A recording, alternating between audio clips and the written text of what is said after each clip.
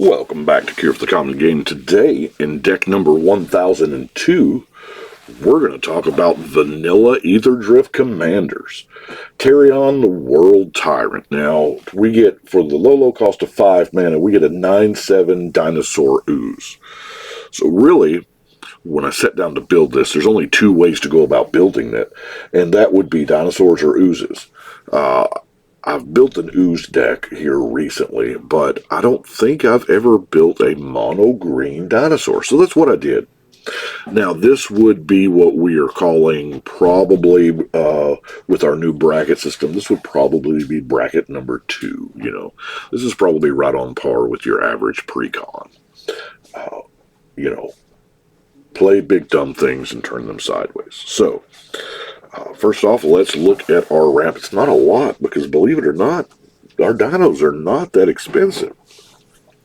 So we have got Rapid Growth, Explore. Thunderherd Migration was kind of a necessity for theme, you know. This is a very thematic deck. Moss Diamond and Moanville Acid Moss. Now, I really like the Acid Moss. I know I don't use it enough, but I do firmly believe that there needs to be a certain amount of removal, specific land removal, because if you are in a Voltron situation or whatever, that Maze of Ith's going to hurt, or there are problematic lands, you know. We've all played against that enchantment deck with the Serra Sanctum or Gaia's Cradle or Glacial Chasm, to be honest with you. There are problematic lands out there, and Acid Moss kind of helps deal with that. And then we normally go through our card draw. Surprisingly enough, there's a little more card draw than I thought there was here. We start off with Sylvan Library, Ripjaw Raptor. I mean, it's not dependable, as they say, for card draw, but I mean, I played this deck yesterday, and the Ripjaw Raptor netted me 3 cards while it was alive, so it's not bad, in addition to a 4/5 body. Elemental Bond. Most of our dinosaurs are power 3 or greater. Garrick's Uprising. You know, there again, most of our dinosaurs are power 4 or greater. So we have Viridian Revel. Now, this is one that flies under the radar quite a bit. Whenever an artifact is put into an opponent's graveyard from the battlefield, you may draw a card. Just a reminder, clues, tokens, treasures, they hit the yard before vanishing into nothingness. So every time they sack a treasure, you've seen those players, the Smothering Tithe, because, I mean, you know, we all play it, but this can net you a whole lot of card draw. Shamanic Revelation is going to draw some cards, and then, of course, Commune with Dinosaurs. While it's not card draw, and it's not really a tutor, it's somewhere in between. Well, let's get to our dinos, shall we? Now that I'm sitting here looking, this feels kind of light for dinos. Tell you what, before we get to the dinos, let's go to our dino helpers. Keep in mind, remember that our commander is a 9/7. And I know there's not many vanilla creatures in the deck, but our dino is from Morgana. And I know putting this in there for just one creature, but it's our commander, it's dependable, we're going to have access to it. And here's the important part. It puts our commander to 11 power. Now, there are 3 magic numbers for the commander power. That's 7, 11, and 21. Because we win, or they lose, at 21 commander damage, right? And that's 3 hits with a 7 power, 2 hits with 11, or 1 hit at 21. 21 is kind of a big ask for this deck, but 11 is not. So, Stonewood Invocation is going to give it plus. We're playing mono green, so the Blanchwood Armor can actually get us to the 21. Banner of Kinship. Degree of Savagery. Now, that's a big old mana cost, but 4 counters on your team is pretty good. Preposterous Proportions. It's fun to say. I won a game with this last night. Not with this deck. I won it with Shrufus. We'll have to get on that later. Shrufus will not be the next deck because as I look now, I realize I've had 2 mono green decks in a row. And it is not a cool thing to do. Well, it is for me, but Indomitable Might, +3 there again, gets it over that 11 mark. Kindred Summons. This I probably should have had in the card draw section.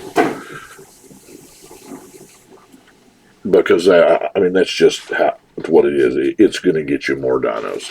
Then we have Steely Resolve. I did play this in this deck. It got shot down before I ever got a dinosaur. Because it's a problem. Now that we've helped our dinosaurs, let's see what dinosaurs we're helping. I've tried to use as many of the new ones as possible. We have the Earthshaker Dreadmaw. Now, not new, but it is some card draw there. Enters the battlefield, you draw a card for each other dino you control. The Cacophon. Cacophon is dealt damage, untap a permanent. That's alright, I guess. Shifting Ceratops. Crested Herd Caller.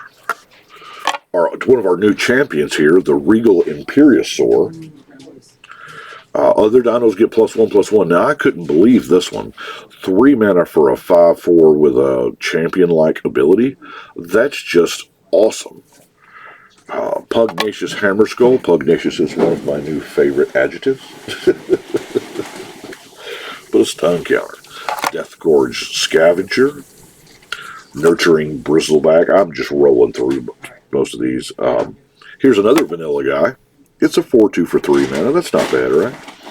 Thrashing Brontodon is also, it's a 3/4 for 3 mana, and it's a naturalize if you need it. And as we know, not enough people run removal. Especially me. I tend to not run enough. 6 mana, 6/6 Reach. Reach is, I did value Reach a little more. Green doesn't have the flying dinosaurs that white and red have, but Galta, that we'll never pay 12 mana for, right? It's most of the time you're going to pay 3 or 4 mana for this thing. Colossal Dreadmaw. Deathmist Raptor. Armored Kincaller. But let's look at the Carnage Tyrant. Can't be countered, trample, hexproof, 7/6 for 6 mana. That is a monster. Yeah, I don't have to tell you that Carnage Tyrant's an amazing card. We've all done that forever, but the special guest artwork's pretty sweet, though. Cherished Hatchling, Snapping Sailback, Quake Strider Ceratops. Here again, another vanilla. 6 mana gets you a 12/8. So that's pretty good. Overgrown Armasaur, Ravenous Daggertooth, Colossadactyl. Another fun word. Thundering Spineback. We all knew that was in there. Another dinosaur champion that makes dinosaurs. The Hulking Raptor, Pathfinding-esque, and lastly, our Agonist Rex. Now, I don't know. I can see if we are going the Voltron route. The option here is really good. It's a 5 mana 8/8 trample, right? That's above the curve. But then, if it is in your hand and somebody tries to nuke your commander because it has the Blanchwood on there, you can cycle it and give your commander whatever indestructible. So yeah, it gets trampled too, but indestructible is the reason why we're doing it. Now, I have some other cards here, just others. Defend the Rider. It's another 1 mana instant. You're not going to kill my guy. Archdruid's Charm. It's all the charms are pretty good, but This one, all three options are things I can see myself playing. I mean, there's three good options. The Growing Rights of Itlamok, easy to flip as it turns out when you run a tribe. Gaea's Blessing. Now, Gaea's Blessing is just, I'll admit there may be better slots or better cards for the slot, but right now in the local meta here, I am noticing more and more mill. So, Gaea's Blessing earned a spot. Pattern of Rebirth. You know, you're going to kill my guy, I'm going to get another one. Or you don't have to put it on yours. If you know there's a particularly fragile card or a particularly hated card, because it says when enchanted creatures put into a graveyard from play, that creature's controller. So this is a possibility of making a deal here. Now, most of the time, you're going to put it on one of your little ones, and you're going to go get Galta or whatever, you know. But it's also a possibility of table politics, as it were. So let's look at our removal suite. Now, there's certain things you know is in here.